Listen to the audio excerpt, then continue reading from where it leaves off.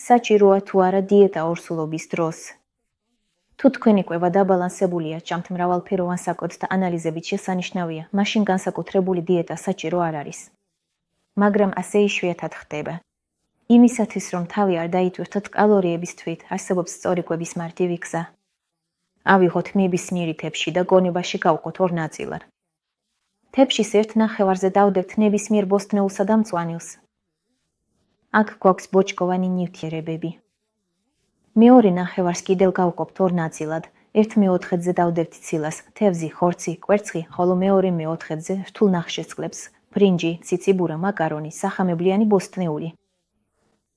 აი ასეთი მარტივი მეთოდი დაგეხმარებათ დააკმაყოფილოთ ორგანიზმის მოთხოვნილებები და თავი არ დაიტანჯეთ რთული გამოთვლებით.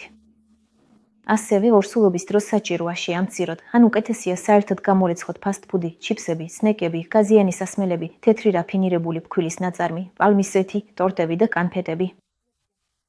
და რა თქმა უნდა, ალკოჰოლს ვამორიცხავთ, რადგან ის ტოქსიკურია და პლაცენტასაც კი გადის მცირე დოზითაც კი. სიფრთხილისთვის კიდევ ერთხელ ვიტყვი, სპეციალურად წონის დასაკლებად დიეტაზე ყოფნა ორსულობის დროს არავითარ შემთხვევაში არ შეიძლება. ეს შეიძლება საზიანოდ იმოქმედოს როგორც თქვენს ჯანმრთელობაზე, ასევე მომავალი ბავშვის ჯანმრთელობაზე. დაიცავით დაბალანსებული რაციონი და ორსულობაც შესანიშნავად ჩაივლის.